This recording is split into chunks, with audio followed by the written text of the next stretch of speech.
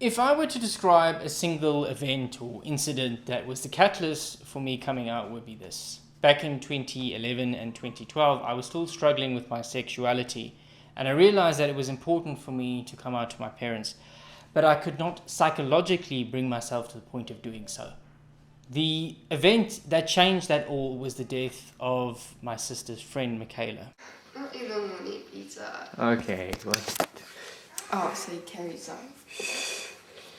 Go away! Alright, fine. She died in a terrible boating accident.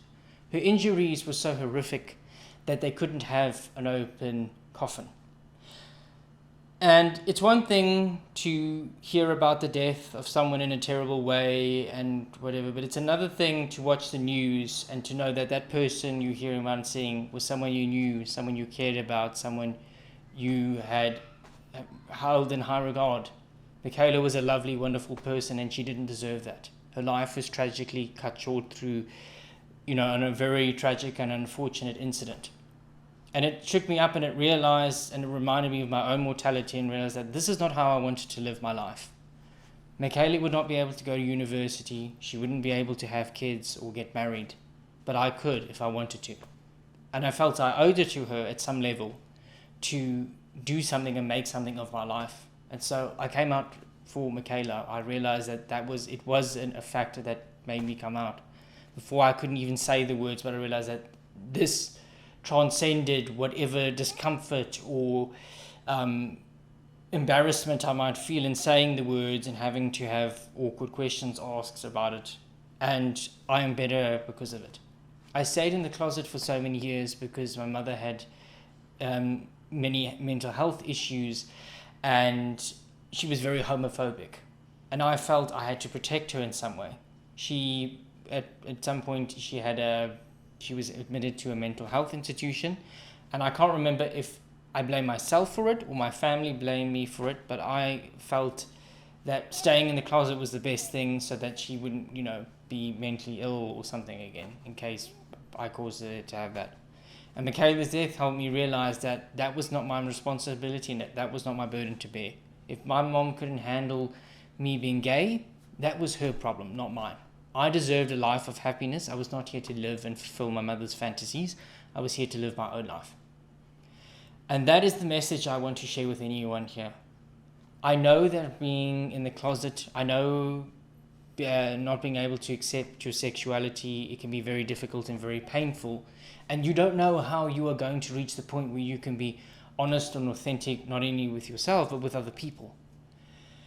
And the only thing I could say to you is this. Remember that at some point you are going to die. And when that day happens, are you going to be happy with the life that you were leading up until that point?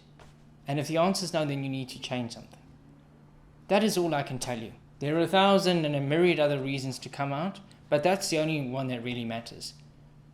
Life, you don't get to take, material possessions and other things with you. It's the experiences and the moments you have with other people that matter. And the only way to make them truly meaningful and truly impactful is when you're honest and authentic with who you really are. I was reminded of this last year in 2020 when my mother was diagnosed with dementia. I was actually in the neurologist's office when she gave that diagnosis, and I had to comfort this woman who'd caused me so much heartache and trauma throughout the years.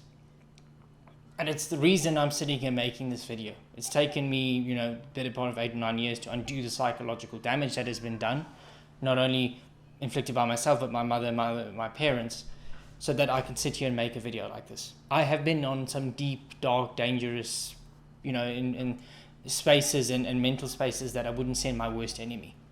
I choose not to talk about them here for the most part on my YouTube channel because I want to bring people up, not bring people down. But that doesn't mean that I haven't gone through some shitty things in life. And I want you to know that you have to just take it day by day and moment by moment. You are going to feel uncomfortable. It is going to be like swallowing ground glass, telling people that you're gay, but eventually you get over it and you get through it. I know that I did it, and I know that you can do it too.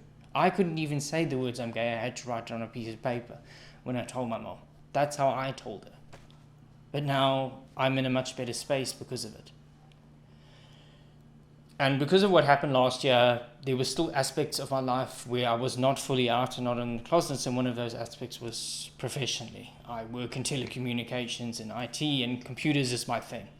I, for many years, felt that I could not go into this industry because I didn't see or know of any other gay people. And the people that I did meet seemed to be very homophobic. And so I genuinely thought about doing something else because I thought, this is not where I belong. You know, I should be an interior designer or a hairdresser or something else that's stereotypically gay. Even though, you know, you got someone like Alan Turing, who's like the modern founder of computer science, he was gay. And I happen to run a second YouTube channel that focuses on technology. If you ask me about the internet and mobile phone networks and the World Wide Web, I can talk about that for days. That's what I really know, it's where a lot of my expertise lies. But I had cultivated this image of being this, you know, I haven't found the right girl yet, and I stayed in the closet. This channel took off and became so successful that in a parallel universe, I'm actually quite a celebrity, particularly in fiber optics. But I always felt that I can't say that I'm gay. It has no relevance. You know, who I happen to fuck is nobody else's business. What matters is the technology, and that seemed to be a rational justification. But I thought to myself, like last year, I was like, if I was straight, would I really say the same thing? And I had to answer the question was no. And there was a conviction that when I do my next video, I'm going to tell people the truth. And how could I do that? So one of the things that happened was my ex-boyfriend had an internet connection. He had a fiber connection that kept dropping. And he kept phoning these people on Twitter or messaging them on Twitter. And I was like, they don't know fuck all about this stuff. I do. And I can fix this. I know what the problem is. The light coming through the fiber optic cable is not enough. We would say the losses are too high. And because of that, I was able to get in the right contacts to get that fixed.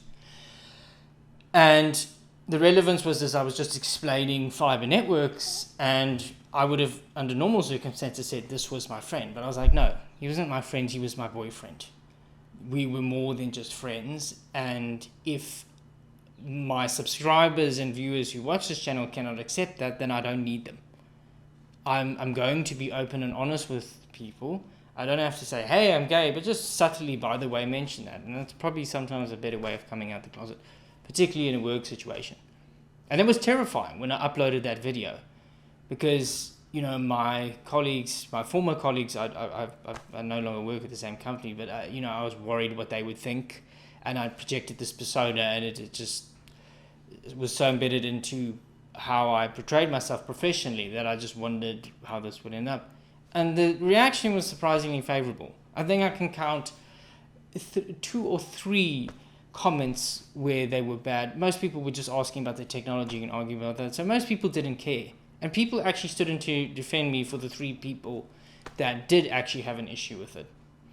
I remember there was a funny comment from this guy from Zambia who asked, so you have a boyfriend, are you gay? And I was like, ex-boyfriend, and no, I'm only gay on weekends. I thought the joke would kind of get the message across, and he literally asked, so are you bisexual during the week? I thought, I don't know if you're trolling me or you really don't fucking get this, but I'm not going to reply any further. So, yes, you know what, it's liberating for me that now I can say that I'm fully out in most, if not all, aspects of my life. And even professionally, coming out is important. You cannot give your best or, your best to the work that you do, and whatever sphere that might be, if you're pretending to be something you're not. I know that from first-hand experience. I did lie to myself for many years saying that it didn't matter if I was out, who I happened to fuck outside of work was no one else's business. And I realized that was wrong, because if I was straight, I'd probably be talking about all the, funny, wonderful sexual encounters I had. And I realized that wasn't the case because I just happened to be interested in guys instead of girls. And so that's my message. I know that coming out can be terrifying. I know how uncomfortable it can be, but I can tell you that in the end, it's worth it. It is a difficult, painful journey to get where I'm sitting today, and I wouldn't wish it on my worst enemy, but I can tell you that in the end, it's worth it. Coming out will change your life, and it will lift a burden off your shoulders that you will only really begin to realize in years going by. So thank you very much for watching this. I hope you've gotten a lot out of it, and I hope it can have a positive impact on your life. If you need any help or you're genuinely struggling with your sexuality, you can leave a comment below and I'll try to help you out where I can. There are organizations that can help you, like in the US you have the Trevor Project, you also have the Samaritans in the UK if you're feeling suicidal and down. I think in South Africa they have Lifeline. But yeah, there is hope and there is help out there, and I'm happy to do what I can, and that's why I run this channel, so that I can help other people at least get through the pain that I was through. So thank you very much, and I'll see you next time. So bye bye.